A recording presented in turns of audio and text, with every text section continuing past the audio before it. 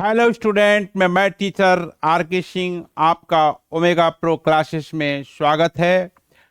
तो आज जो है बोर्ड 2026 जो सीबीएसई बोर्ड हैं, खास करके सीबीएसई बोर्ड वाले या आईसीएसई बोर्ड वाले, उसके लिए ये लेक्चर बहुत ही फायदेमंद है।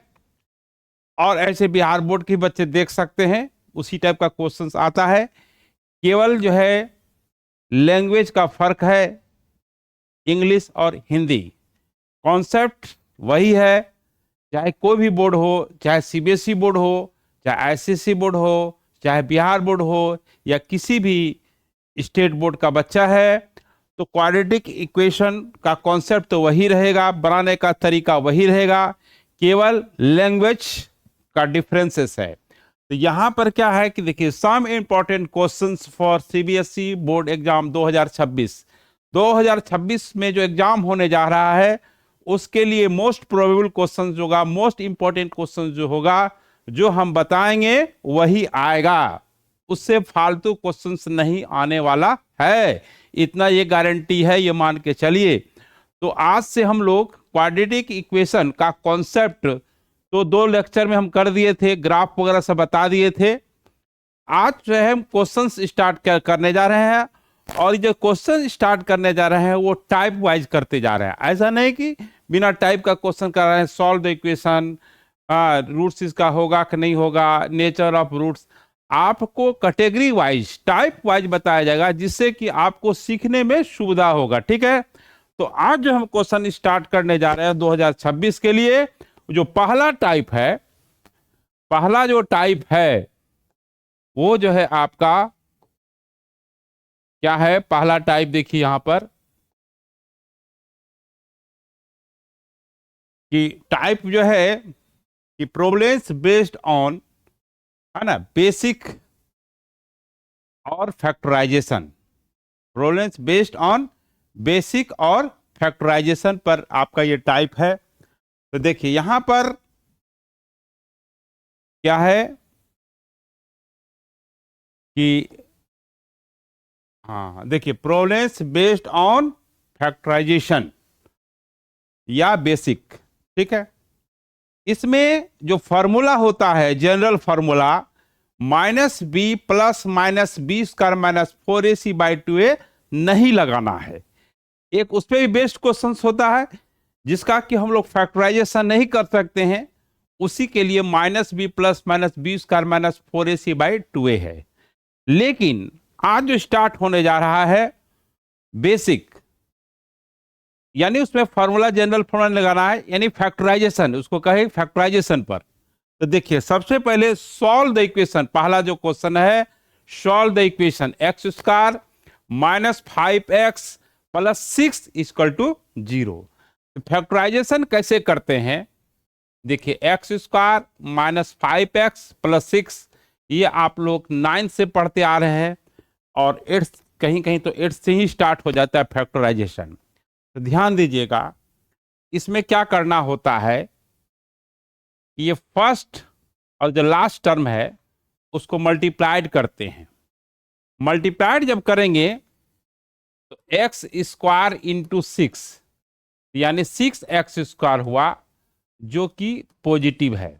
ठीक है, अगर पॉजिटिव होगा तो मिडिल टर्म को इस तरह से स्प्लिट करना है कि दोनों का सम मिडिल टर्म के बराबर हो, और प्रोडक्ट जो है ये फर्स्ट और लास्ट टर्म के बराबर हो।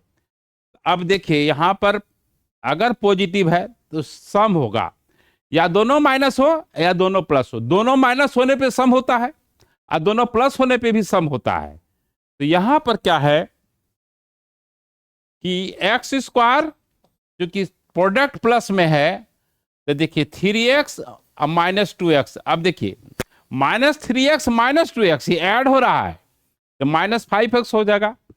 -3x -2x -5x जो मिडिल टर्म के बराबर है, और इसको इंटू करते हैं, -3x × 2x, -3x × -2x तो +6x² हुआ। तो इंटू करने के बाद प्लस में आना चाहिए 6x², और जोड़ने पर 2 माइनस भी जुड़ता है, और दो प्लस भी जुड़ता है। अब प्लस और माइनस घटता है, अपोजिट साइन होगा तो घटेगा, सेम साइन होगा तो ऐड होगा, चाहे वो दोनों टर्म प्लस में हो चाहे दोनों टर्म माइनस में हो। तो यहां दोनों टर्म माइनस में है तो ये +6 इक्वल टू 0 हो गया। अब देखिए ये दोनों जो टर्म है इसमें x कॉमन है, इसमें से x कॉमन ले लेंगे तो x -3 हो जाएगा।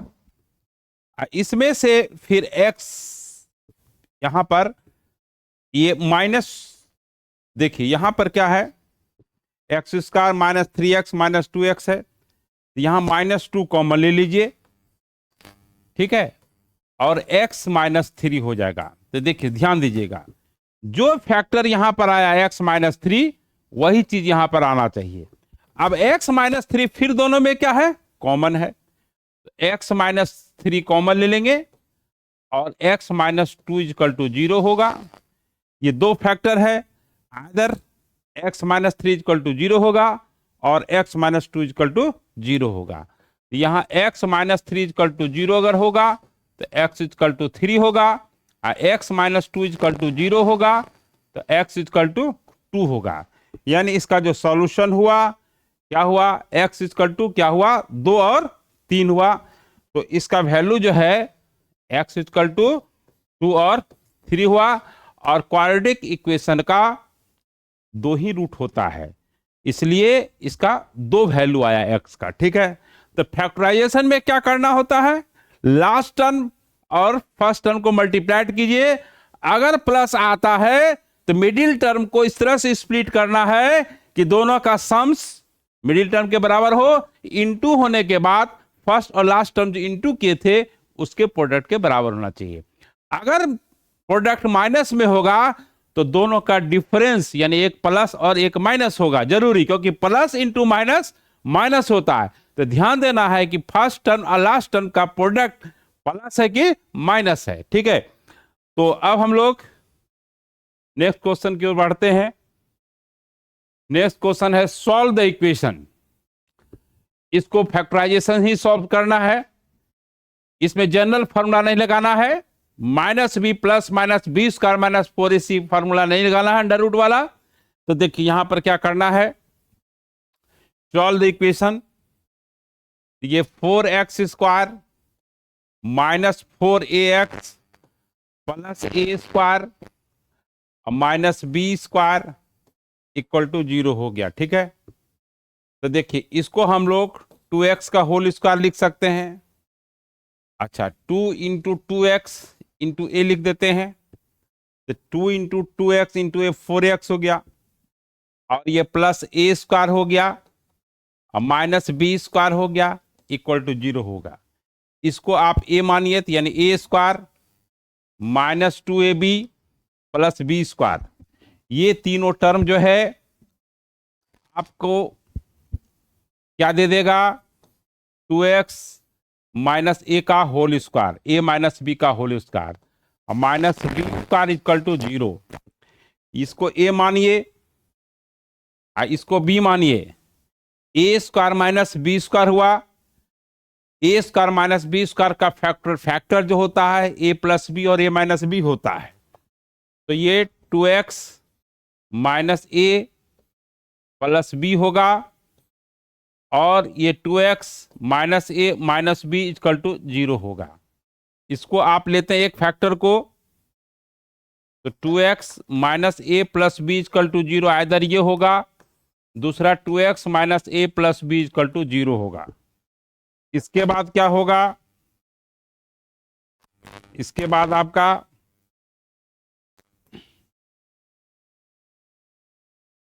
एक फैक्टर को जब लेते हैं तो क्या है, 2x, ये -a उधर जाएगा तो प्लस होगा, b प्लस है तो माइनस हो जाएगा, तो x = a - b/2 हो गया।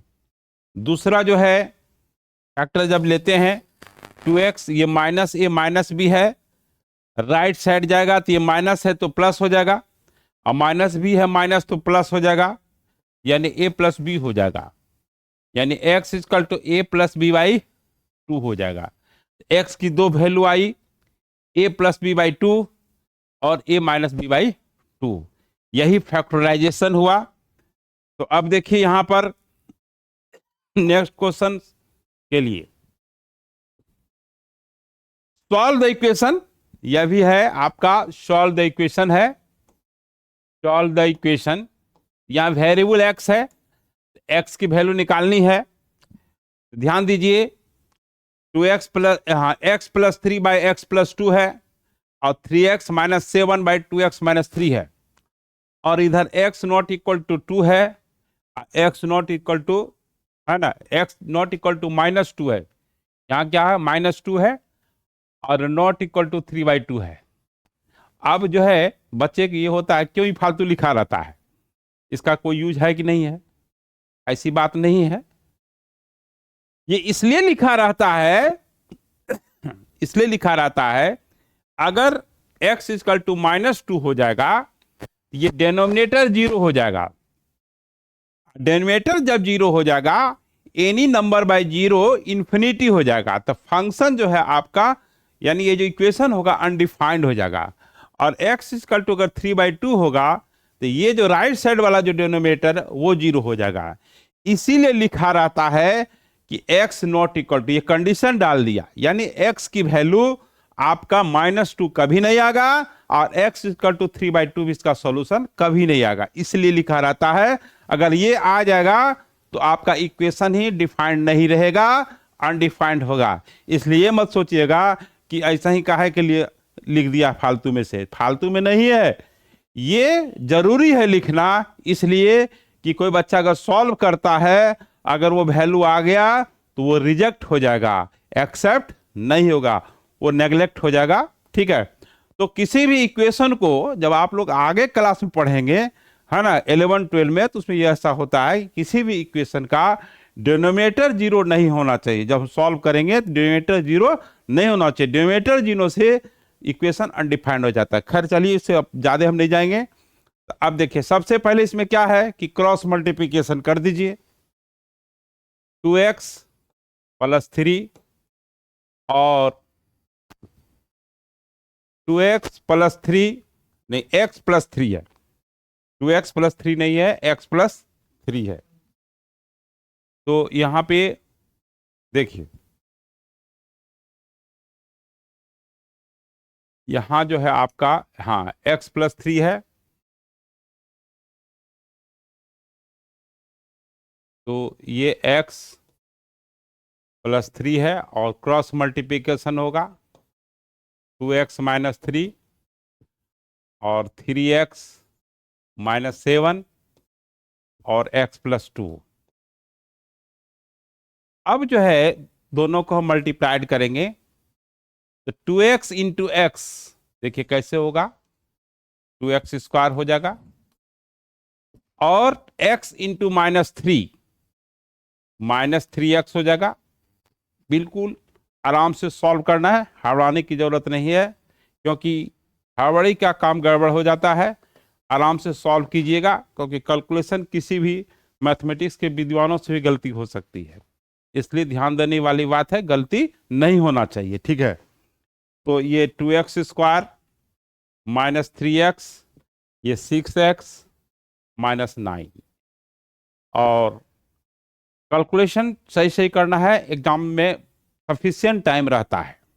अगर आप सॉल्व करना जानते हैं तो 2 घंटे का पेपर मैक्सिमम होता है, 2 सवा 2 घंटे का, और आराम से 45 मिनट बचा के रिवाइज कर सकते हैं, इसलिए हड़बड़ाने की जरूरत नहीं है। इधर करेंगे तो 3x स्क्वायर होगा, और ये 6x होगा, माइनस 7x होगा, माइनस 14 होगा। अब ऑल टर्म को उधर ले जाते हैं, इसको ले जाएंगे, क्या होगा, इस साइड ले जाइएगा तो देखिए सबसे पहले राइट साइड जो है 3x स्क्वायर है, और उसके बाद माइनस 16x, 13x हो गया ना, माइनस 13x हो गया, और आपका ये माइनस 14 हो गया, माइनस क्या हो गया, माइनस माइनस, हाँ माइनस आपका 7 प्लस, हाँ ठीक है, -14 हो गया। अब इधर ले जाएंगे तो -2x² प्लस वाला माइनस हो जाएगा, ये +3x हो जाएगा, 6x - 3x + 3x हो जाएगा। उधर ले जाने पे -3x हो जाएगा, ये -9 है, चूंकि राइट साइड जा रहा है तो +9 हो जाएगा।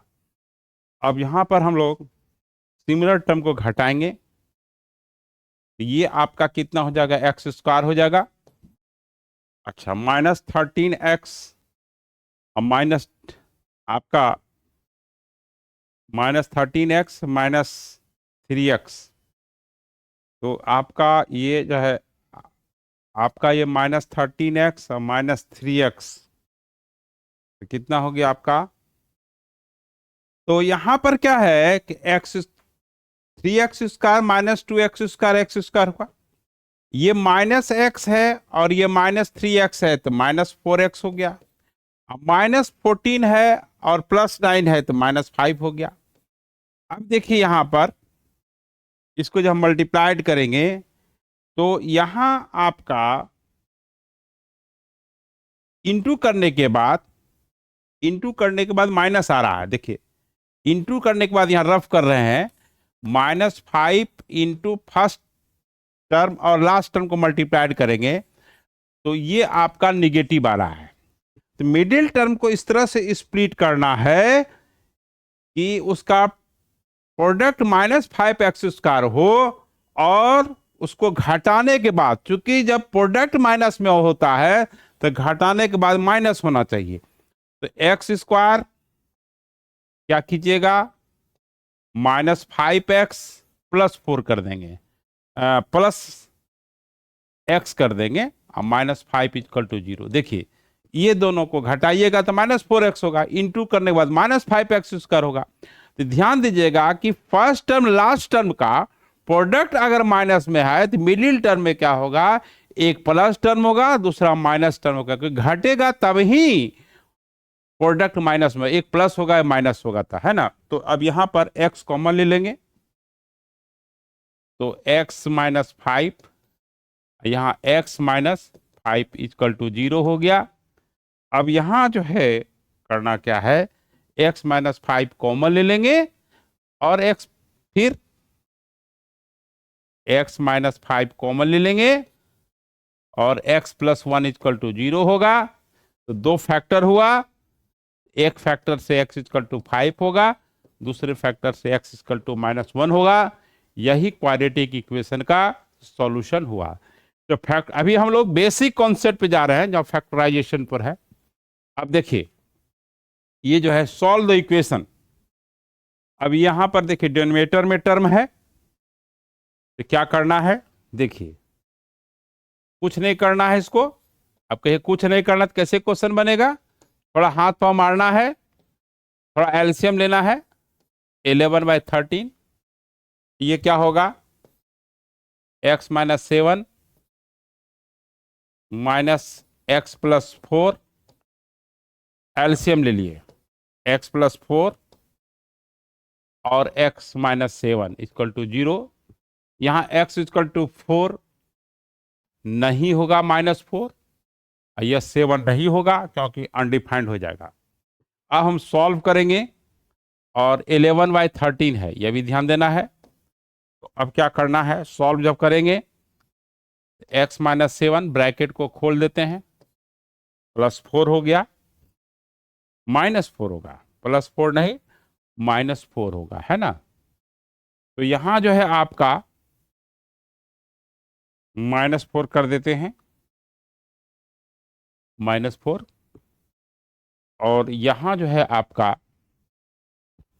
x + 4 और x - 7 हो गया और -11/13 हो गया।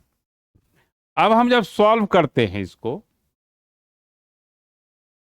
x क्या हो जाएगा, कैंसिल हो जाएगा,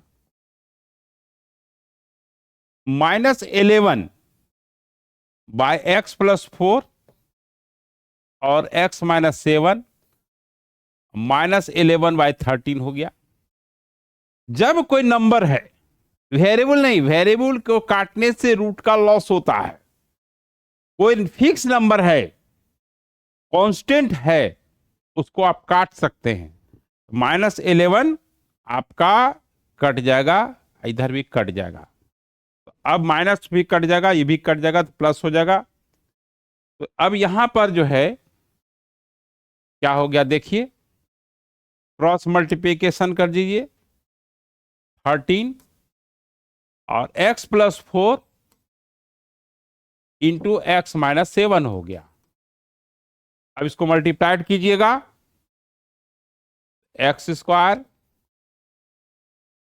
-7x + 4x -28 इक्वल टू +13 हो गया। इसको इस बिल्कुल धीरे से, हाँ ठीक से सॉल्व करना है। -7x और -4x, ये -3x हो गया, और -28 और -31 13 सॉरी, तो कितना हो गया आपका 41 इक्वल टू 0 हो गया, है ना। अब इसको मिडिल टर्म से स्प्लिट कर करके निकाल लेना है, ठीक है। तो यहाँ जैसे देखिए, यहाँ पर करने पर प्रोडक्ट जाएगा। हेलो स्टूडेंट, इसको खुद से कर लेना है, इसको डू योर सेल्फ में छोड़ देते हैं, फिर आगे कुछ और इंटरेस्टिंग क्वेश्चन है। तो चलिए यहाँ पर देखिए, अब अगला जो क्वेश्चन है ये बहुत ही अच्छा क्वेश्चन है। देखिए इसको हमको सॉल्व करना है। तो देखिए x की वैल्यू निकालनी है। इस तरह के क्वेश्चंस में बच्चे अक्सर ए बी डाल देता है तो बच्चा घबरा जाता है। तो इसमें न घबराने की जरूरत है, न हड़बड़ाने की जरूरत है, बिल्कुल स्मूथली सीखना है। एक तरफ x वाले टर्म को ले आते हैं, तो 1/x को इधर ट्रांसफर कर लेते हैं, और ये 1/a प्लस 1/b हो गया, ठीक है। अब x जहां पर not equal to -a + b इसलिए है कि अगर x equal to -a + b होगा तो ये डिनोमिनेटर 0 हो जाएगा, क्वेश्चन अनडिफाइंड हो जाएगा, इक्वेशन अनडिफाइंड हो जाएगा। x भी 0 होगा तो ये अनडिफाइंड हो जाएगा, इसलिए ये कंडीशन डाला रहता है। इस कंडीशन का मतलब यही होता है, ठीक है, फालतू नहीं दिया रहता। अब देखिए एलसीएम लीजिएगा। एलसीएम जैसे नॉर्मली हम लोग लेते हैं, ये इंटू x हो जाएगा, इससे डिवाइड कीजिएगा तो x होगा, इससे डिवाइड x कट जाएगा तो यहाँ होगा a + b + x, और ये जो है आपका b + a/ab हो गया। अब इसको ब्रैकेट को खोलेंगे तो x - a - b - x हो गया, और a + b + x into x हो गया, और ये आपका a + b/ab हो गया। ये x कैंसिल हो गया। अब क्या है, ऊपर जो है आपका -a + b हुआ, और a + b + x into x हुआ, और a + b/ab हुआ। आपको नंबर को काट सकते हैं, आप नंबर को यहां पर काट सकते हैं। यहां जो है आपका जो नंबर है उसको काट सकते हैं, x को नहीं काटेंगे। जो वेरिएबल है, अगर x में क्वाड्रेटिक इक्वेशन है तो x नहीं काटेंगे, y में रहेगा तो नहीं कटेगा। बट कोई फैक्टर में अगर कोई को नंबर है ना, तो उसको कांस्टेंट है उसको काट सकते हैं। a + b इधर कट गया, इधर भी a + b कट गया, इधर बचा -1। अब जो है इसको क्रॉस मल्टीप्लिकेशन करेंगे तो -ab equal to x into a + b + x हुआ। अब इसको ब्रैकेट को खोलते हैं,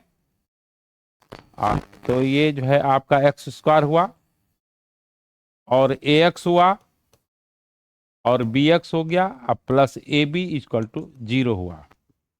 अब इसमें से x कॉमन ले लेंगे, x + a होगा। ध्यान दीजिएगा जो कॉमन आता है फिर दोबारा वही कॉमन आता है। फिर यहां पर bx कॉमन ले लेंगे, है ना, तो यहाँ b कॉमन ले लेंगे, तो x प्लस ए हो जाएगा। अब x प्लस ए और x प्लस बी कॉमन हो गया, फिर x प्लस ए कॉमन होगा, ये आपका इक्वल टू 0 है, ये आपका इक्वल टू 0 है। x प्लस ए अगेन कॉमन होगा और x प्लस बी ये हो गया। x की जो वैल्यू है, x की जो वैल्यू है क्या होगा, यहां से एक फैक्टर को लेंगे तो माइनस से होगा, दूसरे को लेंगे तो माइनस बी हुआ। यही माइनस ए माइनस बी इसका क्या हुआ, सॉल्यूशन हुआ। इसी को कहते हैं फैक्टराइजेशन। चलिए अब नेक्स्ट क्वेश्चन देखते हैं। ये देखिए, जब बेस कांस्टेंट हो, बेस अगर कांस्टेंट हो और पावर वेरिएबल हो तो इसको एक्सपोनेंशियल इक्वेशन कहते हैं। क्या कहते हैं, एक्सपोनेंशियल इक्वेशन कहते हैं। एक्सपोनेंट मतलब होता है पावर, एक्सपोनेंशियल इक्वेशन में क्या होता है कि वेरिएबल जो होता है वो पावर में होता है, अब बेस कांस्टेंट होता है, या बेस पावर दोनों वेरिएबल हो सकता है। तो आपका जो 10th लेवल में क्या होता है, जनरली पावर को है वेरिएबल के रूप में डाल देता है, तो उसको एक्सपोनेंशियल इक्वेशन कहा जाता है। और एक्सपोनेंशियल इक्वेशन से बच्चे घबरा जाता है, घबराने की जरूरत नहीं है। इसका बनाने का तरीका क्या है, सब्स्टिट्यूशन से कुछ मान लेते हैं, y मान लेंगे, z मान लेंगे, t मान लेंगे। तो देखिए सबसे पहले क्या है कि 5 का पावर x प्लस 1 है, इसको आप ऐसे लिख सकते हैं लॉज ऑफ इंडिसेस के अनुसार, बेस सेम है, पावर ऐड हो जाएगा। तो 5 का पावर x, अब 5 का पावर यहाँ 1 है, कुछ नहीं तो 1 है। अच्छा फिर देखिए 5 स्क्वायर, अब 5 का पावर माइनस x हो गया, और 5 का होल क्यूब है, 5 का पावर होल क्यूब है तो 125 हुआ। तो 125 ये आपको ऐसे ही भरमाने के लिए दे दिया है, अब प्लस 1 हो गया। अब 5 का पावर x, अब 5 स्क्वायर हुआ 25, और नीचे लाएंगे तो माइनस पावर है तो प्लस हो जाएगा, तो 126 हो जाएगा। अब 5 के पावर x को आप y मान लीजिए, तो ये क्या हो जाएगा, y मान लीजिए, z मान लीजिए, t मान लीजिए, कुछ भी मान सकते हैं, वेरिएबल लेकिन मानना है। 126 हो गया। अब इसको हम सॉल्व करेंगे तो ये 5y स्क्वायर है ना, इसका एलसीएम जब लीजिएगा, देखिए यहां पर हम लोग एलसीएम लेंगे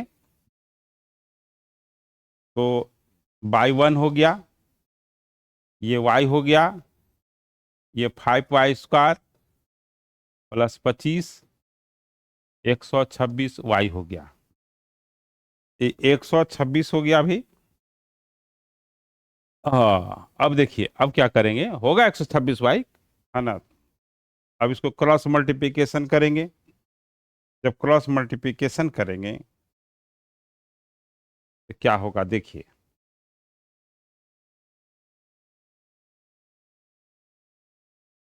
यहां पर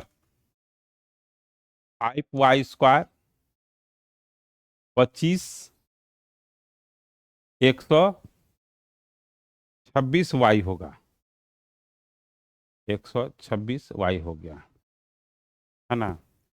तो यहां आपका 5y square minus 126y plus 25 equal to 0।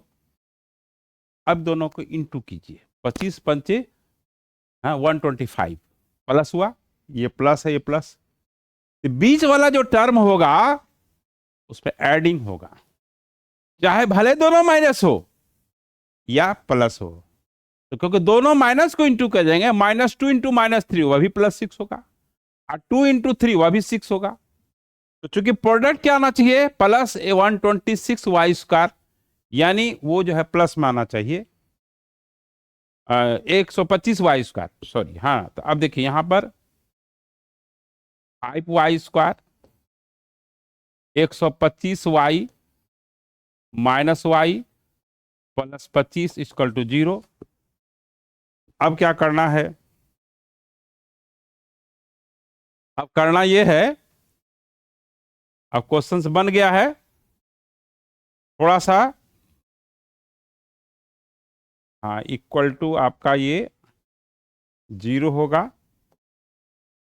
Equal to 0 होगा, इसमें 5y कॉमन ले लीजिए तो y -5 होगा। अब माइनस यहां पर ये 5 करेंगे तो 25 होगा ना, हाँ 25, यहां पर ध्यान दीजिएगा, यहां पर आपका 5y जब कॉमन लेंगे तो क्या होगा, देखिए 5y कॉमन लीजिएगा तो y -25 होगा, और फिर इसमें माइनस कॉमन ले लेंगे तो y -25 इक्वल टू 0 होगा। तो 5y -1, क्योंकि y -25 फिर कॉमन होने जा रहा है, तो y की दो वैल्यू आई हुई, एक y इक्वल टू 25, एक y इक्वल टू 1/5। अब यहां पर y का वैल्यू क्या मान है 5 की पावर x इक्वल टू 25 हुआ, अब 5 का पावर x इक्वल टू 1/5 हुआ। अब ये 5 का पावर x 5 स्क्वायर हो गया, दोनों तरफ का बेस सेम है, तो बेस सेम होने पर लॉज ऑफ इंडिसेस कहता है कि पावर इक्वल होना चाहिए, तो यानी x इक्वल टू 2 हो गया। और दूसरा जो है आपका 5 की पावर x 1/5 है, 5 का पावर -1 हुआ, बेस सेम है, पावर इक्वल हो गया, तो x इक्वल टू आपका यहां पर -1 हुआ, x की वैल्यू 2 हुई, एक -1 और दूसरा 2 हुआ। तो एक्सपोनेंशियल क्वेश्चंस को सॉल्व करने का तरीका ही है, इसमें आपको सब्स्टिट्यूशन करना ही पड़ेगा, ठीक है, सब्स्टिट्यूशन आपको करना ही पड़ेगा। तो देखिए एक्सपोनेंशियल इक्वेशन सीखे, ठीक है। अब देखिए एक क्वेश्चन और ले लेते हैं, बहुत अच्छा क्वेश्चन है ये, कि सॉल्व सो दैट x जो है -bc/ad is a solution of quadratic equation, इसका सॉल्यूशन होगा। इसका देखिए, इसको दो तरीके से बनाने का तरीका है, x के वैल्यू डाल दीजिए, यहां पर x का वैल्यू क्या होगा, देखिए इसको मल्टीप्लाइड कीजिए, ए बी सबसे इजी है इस तरीका, ये मल्टीप्लाइड कीजिएगा तो a² b² बाय x/b होगा, फिर ये हुआ प्लस a² और b²c/d हुआ इंटू x है, प्लस bc² इक्वल टू 0, इसको a² b² x/b x² हो गया, और ये जो है आपका a² b² d x हुआ और bc²। LHS में क्या कीजिएगा, पुट जो x इक्वल टू आपका -bc अब बाई ad पुट कीजिएगा। अगर LHS साइड 0 हो गया, आना ही है, क्योंकि कहता है कि इसका सॉल्यूशन है, तो किसी क्वाड्रेटिक इक्वेशन को सॉल्व करने की इसमें जरूरत नहीं है, इसमें ना फैक्टराइज करने की जरूरत है, सीधे x की वैल्यू पुट कर दीजिए, और x इक्वल टू 0, अगर x इक्वल टू वो रखते हैं, क्या रखते हैं -bc/ad, अगर वो सेटिस्फाई कर जाता है इट मीन्स उसका सॉल्यूशन है, अगर नहीं है, सेटिस्फाई नहीं करता है तो सॉल्यूशन नहीं है। आपको एग्जाम में कोई मेथड नहीं देखेगा कि आप फैक्टराइजेशन से बना रहे हैं, क्या बना रहे हैं, उसमें क्या है कि उसको सॉल्व किया होगा, वही फैक्टर आ गया, तो वो सब करने की जरूरत नहीं है। सबसे इजीएस्ट तरीका ये है कि आपको पुट कर देना है और सेटिस्फाई करा देना। इस टाइप का जो भी क्वेश्चन हो, is the solution of equation, वो पुट कीजिए और क्वेश्चन को बनाइए। फिर हम लोग नेक्स्ट लेक्चर मिलते हैं। हाँ, इसी तरह से टाइप वाइज आपको क्वेश्चंस बताया जाएगा, हर टाइप का क्वेश्चंस डील होगा, जिससे कि एग्जाम में आपको कोई दिक्कत नहीं होगा।